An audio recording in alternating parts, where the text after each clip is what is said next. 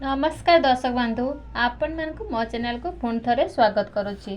दर्शक बंधु आज का वीडियो रे ताला एवं चाबिकाठी गोटे सुंदर प्रयोग जानिबा। आपण माने कौन सदा सर्वदा मुख्य द्वार झुलई रखुचंती कि कौन ताला एवं चाबिकाठी को अन्य कोठी रखी दउचंती कि ताला एवं चाबिकाठी किणुचंती कि एपरी कोठी रखी दउचंती ताहले वीडियो को शेष पर्यंत निश्चित देखंतु। ताला आपणक भाग्य को बदल दे पारे, से भल हो कि खराब रहे। आपणकर किछि खराब अभ्यास आपणक जीवन को बर्बाद कर दिए। आपणकर किछि भल प्रयास आपणकर किछि असजड़ा जीवन को सुधारी दे पारे। दर्शक बंधु आपण को ताला राताराती आपण भाग्य को बदल दे पारे। यदि कौन सी कार्य आपणकर अटकी जाइछि ताहाले एही ताला आपणक जीवन को बदल दे पारिबो। निहाती भिडियोटी को शेष पर्यंत देखंतु। अधा अधूरा ज्ञान कौनसी मध्य ज्ञान प्राप्ति करिपारे नाही, तेणी भिडियोटी को यदि शेष पर्यंत देखिए ज्ञान को मध्य प्राप्त करिपारिबे। चलंतु जानिबा एई सुंदर वीडियो रे। ता आगुरु मो दर्शक बांधव को गोटे अनुरोध, जो वाले मो चैनल रे नुआ अछंती निहाती सब्सक्राइब करंतु। पाखरे थिया बेल आइकन को क्लिक करी वीडियोटी को लाइक कर दियंतु। कमेंट सेक्शन रे जय मां लक्ष्मी निश्चित लिखंतु। दर्शक बंधु आपण मानक एवं लाइव एवं कमेंट मान आपण मानकर कमेंट निहाती मते मोटिवेट करिवो। आपण मान को अनुरोध निहाती कमेंट रे निहाती लिखंतु। तेबे दर्शक बंधु जानी छंती कि एही ताला किछि राहुंकर प्रतीक।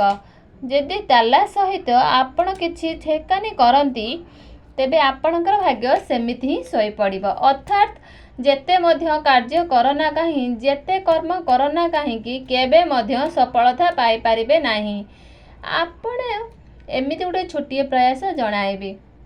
दर्शक बंधु आ गोटे प्रयास कहूची, एही ताला एवं चाबिकाठी माँ लक्ष्मींकर प्रतीक अटे। सेथिपाई धनतेरस दीपावली लक्ष्मी पूजा रे ताला एवं चाबिकाठी को आनिकी पूजा करा जाए, किंतु अन्य कौनसी धातुर नुह, केवल पित्तल धातुर। आपण जानिछंती कि नाही मु जानी नहीं।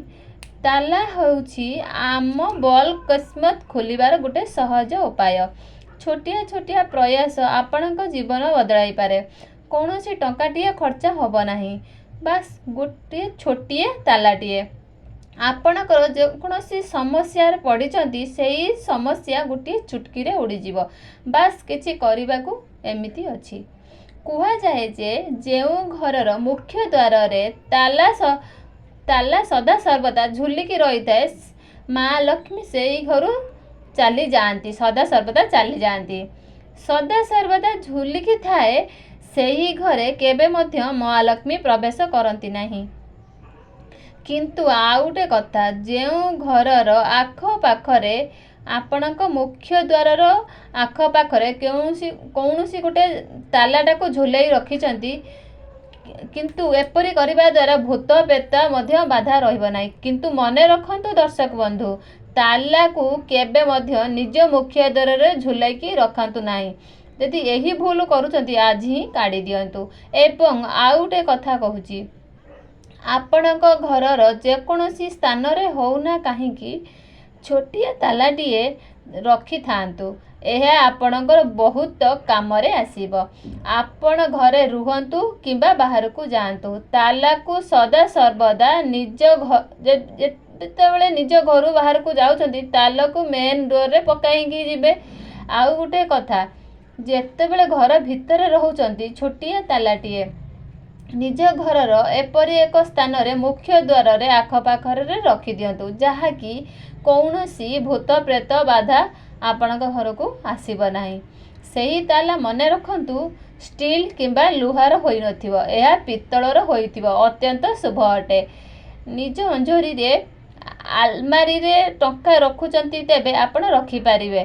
तेरे केबे यदि अन्य कोठी पैसा रखुचंती हेटी पित्तलर चाबिटी निश्चित रखंतु। ताला और चाबी को उत्तर मुखर रे रखंतु।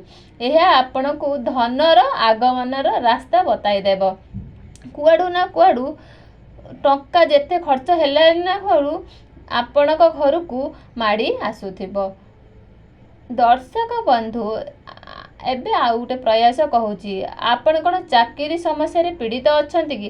ବହୁତ ସମସ୍ୟାରେ ମାନେ ବ୍ୟବସାୟରେ ଠପ୍ ହୋଇଯାଇଛି କି? ଆପଣଙ୍କ କୌଣସି କାର୍ଯ୍ୟ ମାନେ ବନ୍ଦ ହୋଇଯାଇଛି କି? କୌଣସି କାର୍ଯ୍ୟ ଆପଣଙ୍କ ଟଙ୍କା ଧାର ନେଇଛନ୍ତି ସେ ଦେଉନାହାନ୍ତି କି? ନିଜର କିସ୍ମତକୁ ସଦା ସର୍ବଦା ଠୋକର ଖାଉଛନ୍ତି, ସଦା ସର୍ବଦା ନିଜ ଭାଗ୍ୟକୁ ମାନେ ଭାବିବାକୁ ଦେଉଛନ୍ତି କି?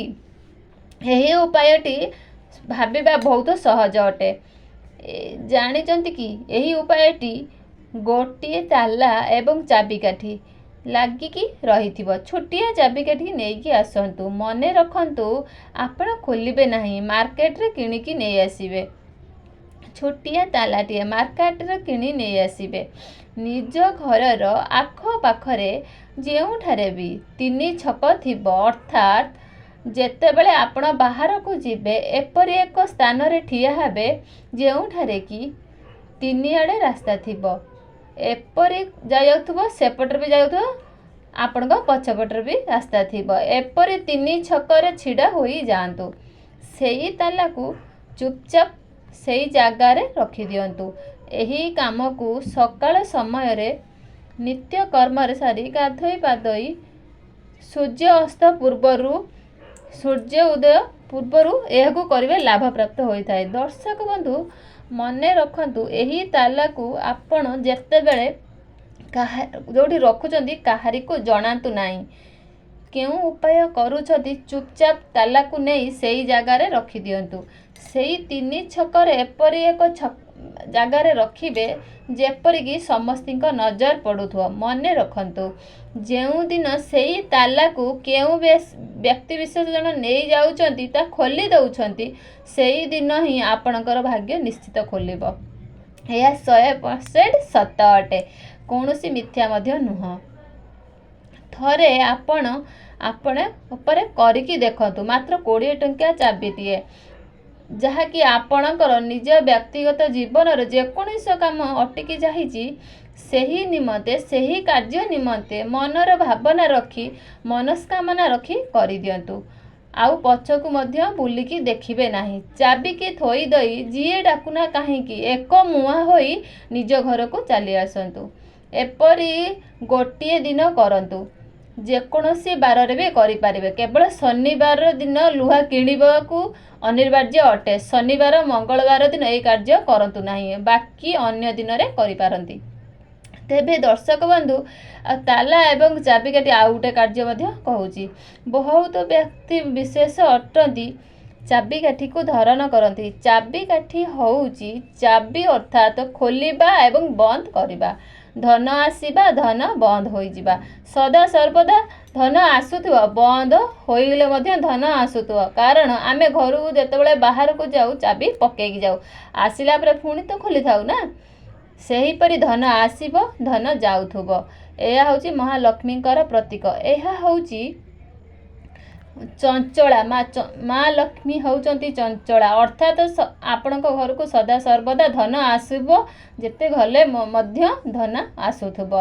ଯଦି ଆପଣମାନେ ଚାହୁଁଛନ୍ତି ନିଜ ଗଳାରେ ଚାବିକାଠିଟିଏ ମହାଲକ୍ଷ୍ମୀଙ୍କୁ ଶୁକ୍ରବାର ଦିନ ଅର୍ପଣ କରନ୍ତୁ, ନିଜ ଗଳାରେ ପିନ୍ଧିପାରନ୍ତି। ଏହା କୌଣସି ବାସ୍ତୁ ସମସ୍ୟା କି ପ୍ରୟୋଗ କରିବ ନାହିଁ, କିଛି ଅସୁବିଧା ବି ହେବ ନାହିଁ। ଏହା ଆପଣଙ୍କ ଉପରେ ନିର୍ଭର କରେ। ନତବା ଏହି ଛୋଟିଆ ତାଲାଟି ଏବଂ ଚାବିକାଠିକୁ 3 ଛକିଆ ଜାଗାରେ ରଖିପାରନ୍ତି। କେବଳ ନିଜ ଘରର ଆଖପାଖ 3 କଣିଆ ଛକରେ ରଖିଦିଅନ୍ତୁ।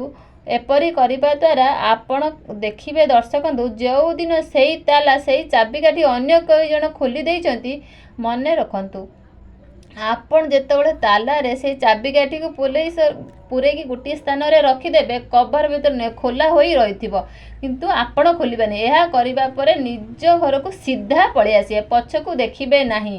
ନା ଗଲାବେଳେ ପଛକୁ ଦେଖିବେ, ନା ଆସିଲା ବେଳେ ପଛକୁ ଦେଖିବେ। ଏପରି କରନ୍ତୁ, ଅଟକି ଯାଇଥିବା କାମ ଆପଣଙ୍କର ନିଶ୍ଚିତ ପୂରଣ ହେବ। ବିଶ୍ୱାସ ରଖନ୍ତୁ ଦର୍ଶକ ବନ୍ଧୁ, ଥରେ ବିଶ୍ୱାସର ସହିତ ଏହି କାର୍ଯ୍ୟକୁ କରିକି ଦେଖନ୍ତୁ। ଆପଣଙ୍କର ଭାଗ୍ୟ ଯେଉଁଦିନ ଖୋଲିଯିବ, ସେଇଦିନ କମେଣ୍ଟ ସେକ୍ସନରେ ନିଶ୍ଚିତ ଅନୁଭୂତି ଲେଖନ୍ତୁ। ମୁଁ ଆପଣଙ୍କ ପୂର୍ବଜନକମାନଙ୍କୁ ଶୁଣିଥିବେ, ନିଜ ଗୁରୁଜନମାନଙ୍କୁ ମଧ୍ୟ ଶୁଣିଥିବେ। ଏହା ସତ୍ୟତା ଅଟେ। ଏହା ମୁଁ ମଧ୍ୟ କରିଛି। ଆଉ ସଫଳତା ମଧ୍ୟ ପାଇଛି। ବାସ୍ ଯଦି ଆପଣଙ୍କର ବିଶ୍ୱାସ ଅଛି ଥରେ ନିଶ୍ଚିତ କରନ୍ତୁ। ଯଦି ରାତ୍ରି ସମୟରେ ତାରାମାନେ ଚମକନ୍ତି ଆପଣଙ୍କ ଜୀବ ମଧ୍ୟ ସେମିତି ଚମକି ଉଠିବ। ମା ଲକ୍ଷ୍ମୀଙ୍କର କୃପା ସଦା ସର୍ବଦା ବଜାୟ ରହିବ। ଏମିତି ମୋ ଚ୍ୟାନେଲକୁ ବହୁତ ମାତ୍ରାରେ ସପୋର୍ଟ କରନ୍ତୁ, ସେୟାର କରନ୍ତୁ। ବନ୍ଧୁମାନେ ମୁଁ ଏଇଠି ରଖିଲି। ଯଦି ମୋ ଭିଡ଼ିଓଟିକୁ ଭଲ ଲାଗିଲେ ନିଶ୍ଚିତ ଲାଇକ୍ ଏବଂ ସେୟାର ସବସ୍କ୍ରାଇବ୍ କରିବା ପାଇଁ ଜମାରୁ ଭୁଲିବେନି। ପାଖରେ ଆସୁଥିବା ବେଲ୍ ଆଇକନ୍ ବଟନକୁ କ୍ଲିକ୍ କରି ମୋର ନୂଆ ନୂଆ ନୋଟିଫିକେସନ୍ ଆପଣମାନେ ଜଲ୍ଦି ଦେଖିପାରିବେ। ତେବେ ଫ୍ରେଣ୍ଡ ରହିଲି, ଜୟ ଜଗନ୍ନାଥ।